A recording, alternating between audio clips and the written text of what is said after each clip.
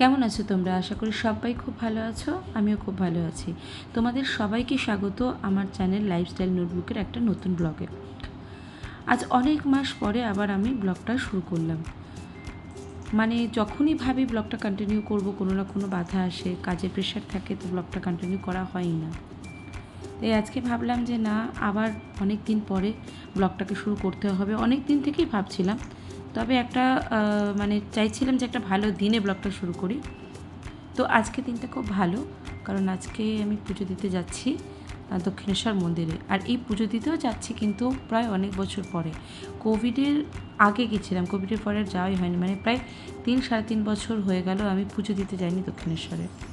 তো আজকে দক্ষিণেশ্বরের মন্দিরে যাচ্ছি মাকে দর্শন করতে। তো এই শুভ দিনে আজ ব্লগটা শুরু করলাম। দক্ষিণেশ্বরের মন্দির তো এখন অনেক পরিবর্তন হয়ে গেছে, তোমরা অনেকেই জানো, মানে এখন তো যাও নিশ্চয়ই দেখো। তো অনেক পরিবর্তন হয়ে গেছে। আগে স্কাইওয়াক ছিল না, অ্যাকচুয়ালি এই স্কাইওয়াকেও কিন্তু আমার প্রথম আসা, মানে স্কাইওয়াক হওয়ার পরে আমি কিন্তু দক্ষিণেশ্বর মন্দিরে আসিনি। তাহলে বুঝতে পারছো কতদিন পরে এলাম। খুব ভালো লাগছিল। আগে তো প্রায় আসা হতো, তো এখন অনেক দিন হয়ে গেছে আসা হয় না। তো আজকে অন্যরকম একটা ফিল হচ্ছিলো, সকাল থেকে খুব পজিটিভ লাগছিল, মনটা ভালো লাগছিল। তো গেছিলাম সকালবেলা উঠে। তো আমরা যখন দক্ষিণেশ্বরে পৌঁছালাম তখন বাজে প্রায় 9টা। তো দক্ষিণেশ্বরের মন্দিরের আশেপাশে এখন অনেক কিছু চেঞ্জেস হয়ে গেছে, আগের মতো তো নেই। আমি যেটা গিয়ে দেখলাম, বিশেষ করে যে খাবারের স্টলগুলো ছিল ঢোকার মুখে, সেগুলো নেই। এখন একটা বড় এরিয়া জুড়ে বাঁধানো বড় বড় রেস্টুরেন্ট মতো করা হয়েছে। তো মন্দিরে পৌঁছে আমরা প্রথমেই যেরকম ফোন টোন রাখা হয়, ফোন রেখে তারপরে ডালা নিলাম, নিয়ে তারপরে মন্দিরে প্রবেশ করলাম আর কি। এখন মন্দিরের চত্বরটা মানে অনেকটাই পরিবর্তন করেছে যেটা দেখলাম। তো ডালা আর প্যারা নিয়ে আমরা পুজো দিতে গেলাম। আজকের ওয়েদারটা সকাল থেকে মেঘলা মেঘলা ছিল এবং মানে খুব একটা কষ্ট হচ্ছিল না, তবে লাইনে দাঁড়ানোর পরে কিন্তু একটু রোদ উঠেছিল, তো কিছুক্ষণ একটু অসুবিধা লাগছিল।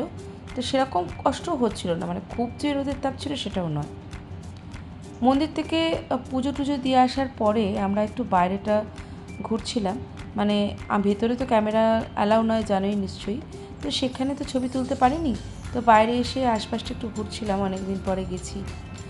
কিছু জিনিস দেখে আমার একটু মন খারাপ হলো। আগে যেরকম ছোটোবেলায় আসতাম, বা আগে কী হতো যে গঙ্গার ঘাটে বসার একটা সিস্টেম ছিল, সেগুলো বন্ধ করে দিয়েছে। বিভিন্ন রকম ফেরিওয়ালা আসতো, তো ভালো লাগতো, কিন্তু মানে সেটা অন্যরকম একটা পরিবেশ ছিল। ছোটোখাটো একটা পিকনিক মনে হতো ছোটোবেলায় যখন যেতাম। কিন্তু এখন তো সেগুলো নেই। এখন সে সমস্ত দোকানই তুলে দিয়েছে। পার্টিকুলার একটা জায়গায় কিছু মার্কেট, মানে একটা জায়গা করে দিয়েছে যেখানে মার্কেট মতো আর কি, সমস্ত রকমারি জিনিস পাওয়া যায়, বিভিন্ন খাবার দাবার পাওয়া যায়।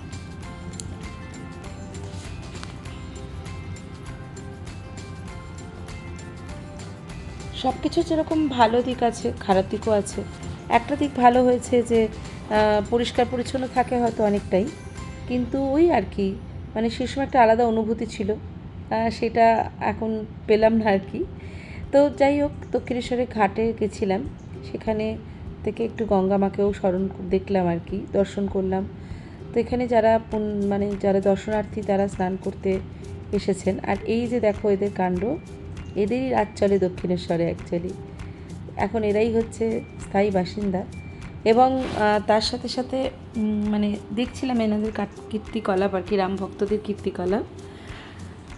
যে যা খাবার দিচ্ছে তারা খাচ্ছে, নিজের মতো লাফালাফি করছে, খুব ভালো লাগছিল।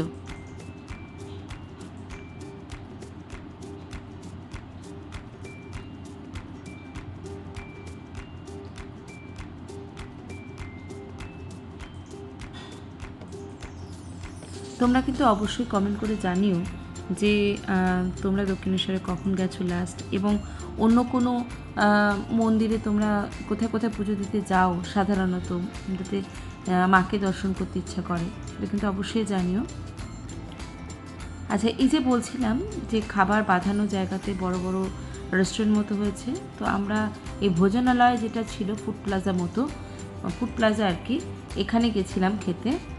এবং খুব ভালো লাগলো, এনভায়রনমেন্টটাও ভালো, সম্পূর্ণ ভেজ খাবার এদের, তো পরিবেশটাও ভালো। এখানে অনেক ধরনের জিনিস পাওয়া যায়, যেমন পুরি, ইডলি, তারপরে ধোসা, তো বিভিন্ন রকমের চাও পাওয়া যায়, মিষ্টি। আজকে যদি চাটা ছিল না, চাটা খুব মিস করছিলাম সকাল থেকে, কিন্তু চা খেয়েও যায়নি বাড়ি থেকে। তো যাই হোক, আমরা খেয়েছিলাম পুরি আর কি, পুরি আর হচ্ছে রসগোল্লা আর লস্যি। খেয়ে দিয়ে তারপরে আবার একটু এলাম এই জায়গাটা ঘুরতে। এই যে বলছিলাম না যে একটা ছোট্ট মার্কেট মতো যেটা করা হয়েছে সেই দিঘিটার পাশে, আর এই যে আবার এই হনুমানদের রাজত্ব, ভাল লাগছিলো দেখতে, দাঁড়িয়ে দাঁড়িয়ে দেখছিলাম আর কি। তারপরে মার্কেটটা একটু ঘুরলাম, কিছু কেনাকাটা করিনি এই মার্কেট থেকে, কিন্তু ছোটোবেলায় আসলে জানো তো মনে হতো যে সব কিছু কিনি, বিভিন্ন ঠাকুরের জিনিস, সমস্ত কিছু।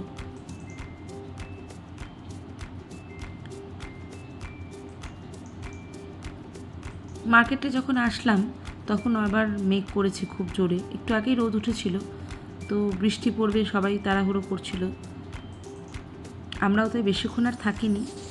এই মার্কেটে রকমারি জিনিসের সাথে সাথে বিভিন্ন রকম খাবার দাবার আমাকে কিন্তু খুব টানে, মানে একসঙ্গে অনেক খাবার পাওয়া যায়। ছোটোবেলার সেই স্মৃতি মনে পড়ে যায়, আলু কাবলি, তারপরে বিভিন্ন রকমের ফুচকা, তারপরে আইসক্রিম, পাপড়ি চাট, সমস্ত কিছু।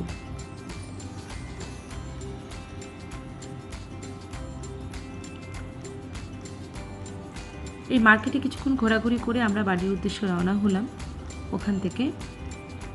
তো অনেক দিন পর দক্ষিণেশ্বরে সকাল সকাল পুজো দিতে গিয়ে মা ভবতারিণীকে দর্শন করে মনটাও ভালো হয়ে গেল। তারপরে ওখান থেকে আমরা আগেই তো খাওয়া দাওয়া করে নিয়েছিলাম, খাওয়া দাওয়া করে মার্কেটটা ঘুরছিলাম আর কি, যেটা বললাম তোমাদের। তারপরে আমরা সোজা বাড়ির উদ্দেশ্যে রওনা হলাম। আমরা তো মানে জানো অনেকেই নিশ্চয়ই, আমরা রাজারহাটের কাছাকাছি, রাজারহাটেই থাকি। তো ওখানে একটা দারুণ মানে বাজার কলকাতা খুলেছে রিসেন্টলি, তা শুনেছি খুব ভালো কালেকশান। তো সেখানেই যাব বলে আমরা ঠিক করেছিলাম। তো এখান থেকে বেরিয়ে সোজা ওখানেই আর কি আমরা এলাম। যারা এখানে আশেপাশে থাকবো তাদের বলবো একবার বাজার কলকাতায় অবশ্যই ভিজিট করো। এখানকার মানে ক্যাজুয়াল কালেকশান, যেটা আর কি ক্যাজুয়াল ওয়্যার, খুব ভালো লেগেছে আমার। এর সঙ্গে এথনিকও আছে যদিও, তো আমি কিছু ক্যাজুয়াল ওয়্যার কিনলাম। কিছুক্ষণ ঘোরাঘুরি করে কেনাকাটি করে আমরা বাড়ি আসলাম।